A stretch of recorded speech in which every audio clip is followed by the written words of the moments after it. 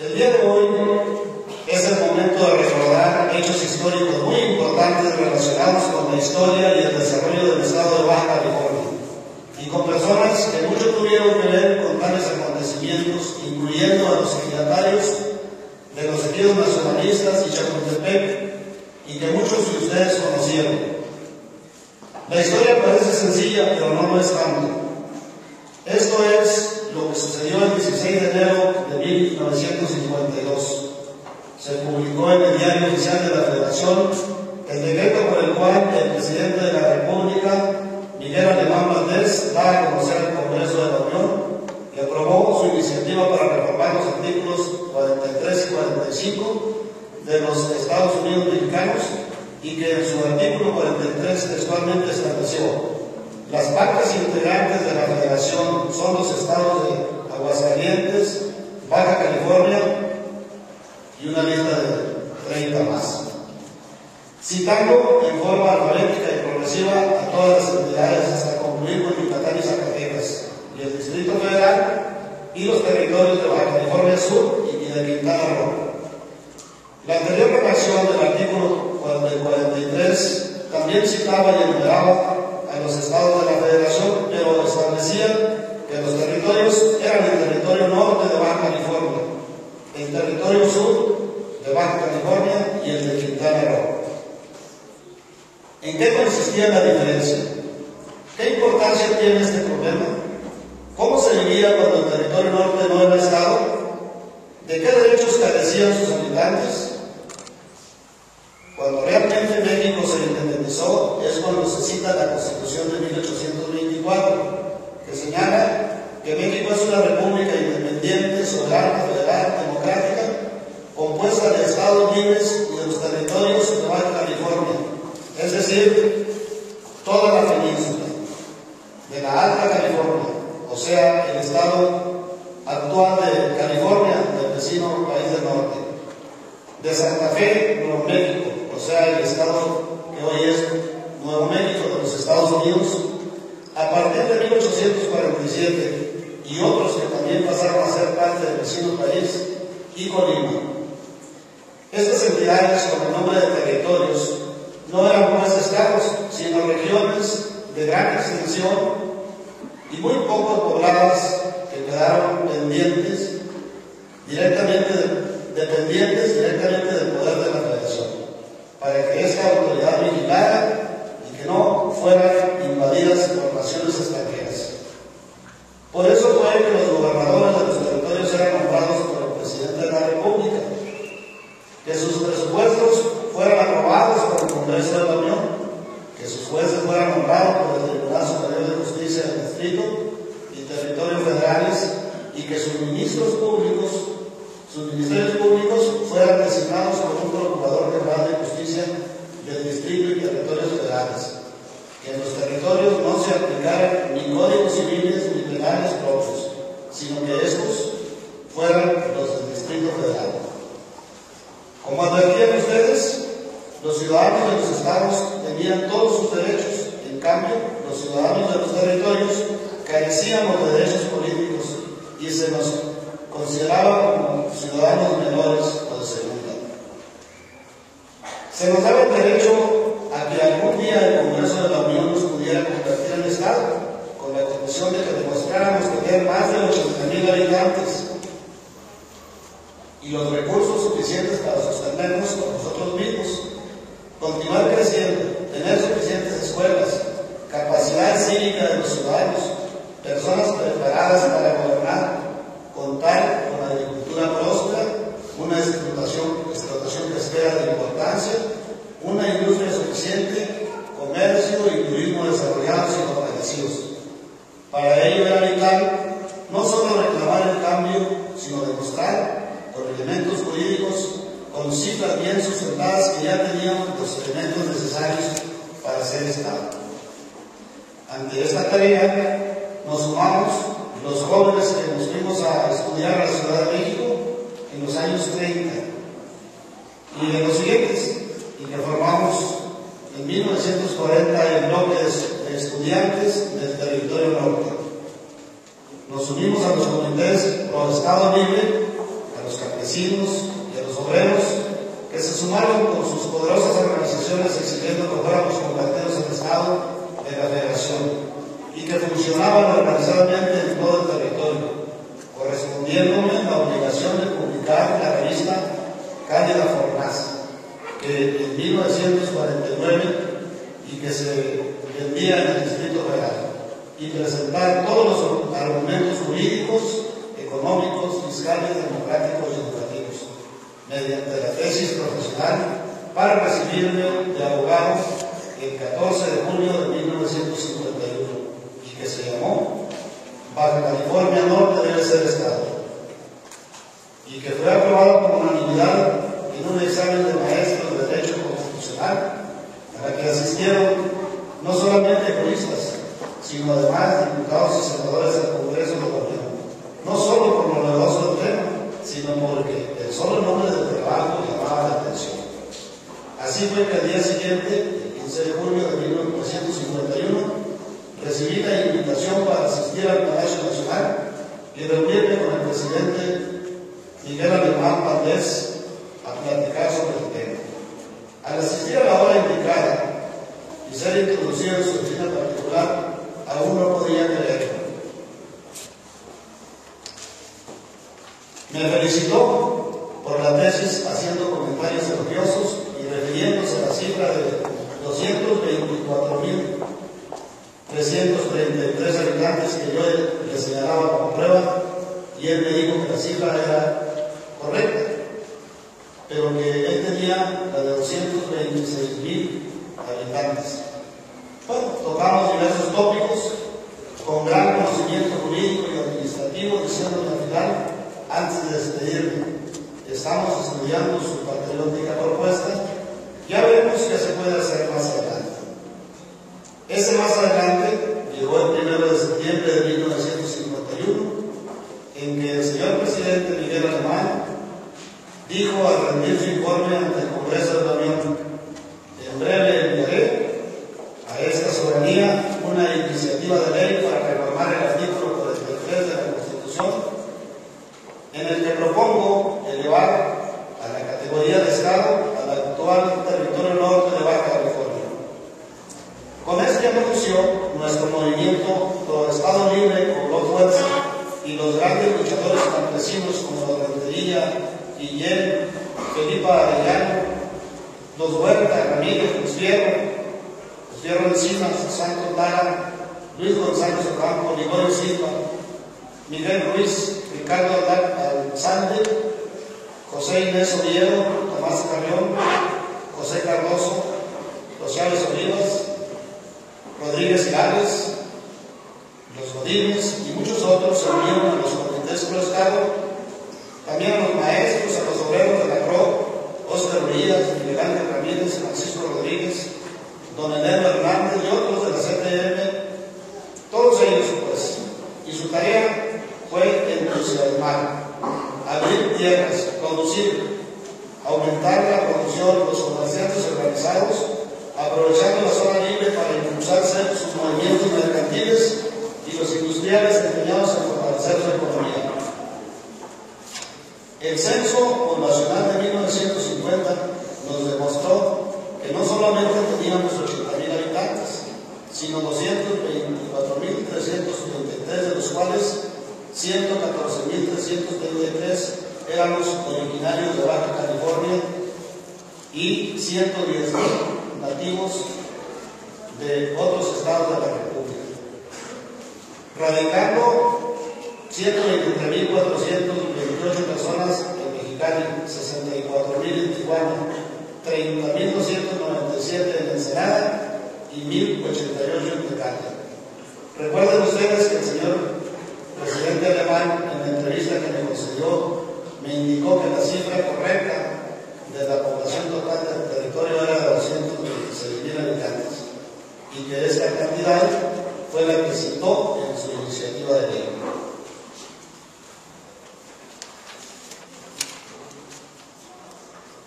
Todos ellos demostraron, pues, que el territorio norte tenía el índice más alto del país en productividad por persona, después del Distrito Federal, y que la población de la entidad presentaba el más alto porcentaje de alfabetización, que sus escuelas rurales y urbanas estaban formando buenos estudiantes y muy buenos ciudadanos. Demostramos que los ingresos fiscales eran de más de 35 millones de pesos, siempre en crecimiento y suficientes en esa época para el sostenimiento del nuevo Estado. Sin embargo, la sola reforma constitucional era parte elemental de un amplio proceso formativo, es decir, el Estado aún no había nacido. Para tal efecto se nombró lo que denominó el gobierno profesional, que duró un año y que, entre otras cosas, convocó a elección de diputados constituyentes que deberían dictar la Constitución del Estado y que fueron por el Senado el licenciado Evaristo Bonifaz Gómez, por Tecate, Alejandro Lamadrid Cachoc, por Tijuana, Miguel Canete Anaya y el licenciado Francisco Ruiz, y por el Mexicano y los señores Celedonio Podaca, Aurelio Corrales y don Francisco Dueñas Montes, que escribieron una constitución progresista, libertaria y mexicanista. Estos señores constituyentes, además de redactar la Constitución estatal, convocaron elecciones del primer gobernador y de los 4 iniciales presidentes municipales y sus regidores, y de la primera Cámara de Diputados y del Congreso del Estado. Correspondió el alto honor de haber sido gobernador al popularmente electo Braulio Maldonado Sánchez, originario de Cabo de San José, que había sido diputado federal por el territorio norte y delegado del gobierno de Ensenada, quien tomó posesión el 1 de diciembre de 1953, habiéndose significado por organizar un gobierno democrático muy ligado al pueblo y de amplio sentido social, y por haber dictado las leyes organizativas del Estado de Baja California. La creación del Estado es pues el resultado de la acción de gobiernos revolucionarios, del esfuerzo de todos sus habitantes y de los ilustres constituyentes que supieron cumplir su deber y dictar una constitución moderna que continúa vigente en su estructura original. Para terminar, solo me cuestionaría qué nos corresponde hacer a nosotros. Esforzarnos, haciendo de Baja California el estado próspero que estamos destinados a seguir en la vida democrática de nuestra entidad. Muchísimas gracias. Soy integrante de la Asociación Cultural de Liberales de Ensenada y ya tiene varios años que esta asociación está pugnando porque se le dé el reconocimiento de patrimonio cultural estatal a esta preciosa obra, la cual ha estado descuidada por muchos años. Afortunadamente, en esta administración municipal rescataron nuestro adorado monumento. Se encontraba encalado, pero en años anteriores cometieron el atropello de pintarlo de azul. Entonces un servidor, en unión de otros compañeros liberales, nos arriesgamos y lo encalamos, lo pintamos de blanco para rescatarlo. Esto era un basurero. Aquí la comunidad tenía y depositaba sus desperdicios. Afortunadamente, un delegado municipal, el profesor Roberto Villescusa, y no me refiero a ninguna institución política, me refiero a autoridades, le comentamos esta situación y nos ayudó a empezar a rescatar este monumento. Hablamos con personas interesadas y la comunidad, conjuntamente con el comisariado de Ejidal, construyeron ese puente que ahorita vamos a pasar a apreciar más el monumento, ese puente peatonal. Lo que viene al caso decirles es que durante muchos años estuvo pintado, pero este monumento es producto del esfuerzo de los señores ejidatarios. Con su dinero y sus ideas ellos hicieron la aportación. Esto estaba proyectado para ser un lago. en donde las familias vinieran a esparcir sus momentos de alegría, todas las familias. Qué bueno que se encuentra aquí presente mi compañero maestro, que al estar al frente de la Dirección de Educación, él fue el impulsor de que se rescatara este monumento sin recursos económicos, con gestión, con inteligencia y sin que sea esto adulación y su dirección, se pudieron quitar las pinturas y se rescató esa piedra. Mérito a quien lo tenga, por lo cual la asociación está muy agradecida, pero seguimos luchando porque esto se convierta en un patrimonio cultural del Estado. Hemos hecho las gestiones, las autoridades no nos han prestado atención. En este preciso momento, ya una persona, un empresario, tiene toda la intención de patrocinar lo que los gobiernos no han podido hacer. Ponerle letreros en donde le comuniquen a la gente que se encuentra este portento de monumento aquí. Es un monumento sui generis. Todos los monumentos son erigidos, este está a ras de suelo. ¿Quién lo construyó? Se encuentra así como nos comunicaron que el licenciado Guilebaldo Silva Cota fue gestor de la creación de nuestro estado.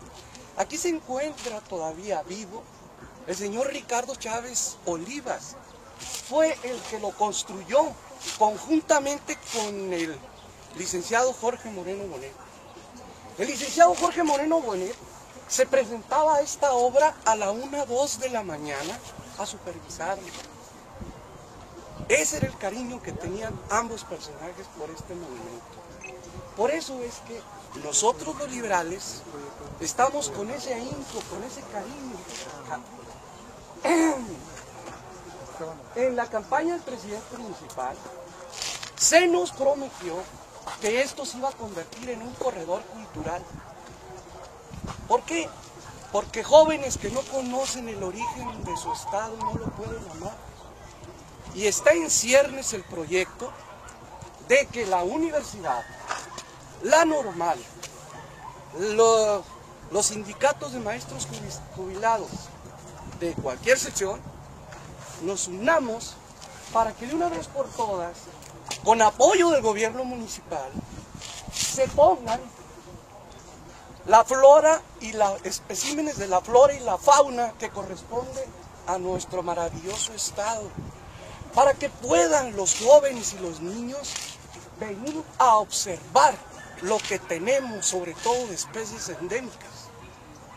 Ese es el empeño que tenemos. Desafortunadamente nos hace falta el factor económico, pero contamos con la buena voluntad de nuestro actual presidente y de los funcionarios para que nos apoyen. Si no es así, y no es ninguna amenaza, ninguna advertencia, la Asociación Cultural de Liberales lo va a hacer al nivel que corresponde. Somos muy institucionales, pero esto merece más que institucional. Entonces, el señor Ricardo Chávez Olivas nunca ha querido estar presente en los eventos. Me imagino que debe estar en su oficina, él es el actual presidente del comisariado de Ejidal. Yo le voy a hacer entrega aquí a la autoridad competente de los documentos de las gestiones que hemos hecho para que tome cartas en el asunto, de lo cual ya sabe nuestro distinguido compañero. Vean ustedes, pues, que aquí se puede construir ese corredor cultural, empezando por la visita a este monumento, y tenemos un extraordinario museo que está en Estero Beach. Entonces los maestros pueden aprovechar para traer a los jóvenes y llevarlos. Si ustedes se dan cuenta, el monumento está entre dos parques, el original y el nuevo. Ahí se llaman el Bosque de Chapultepec.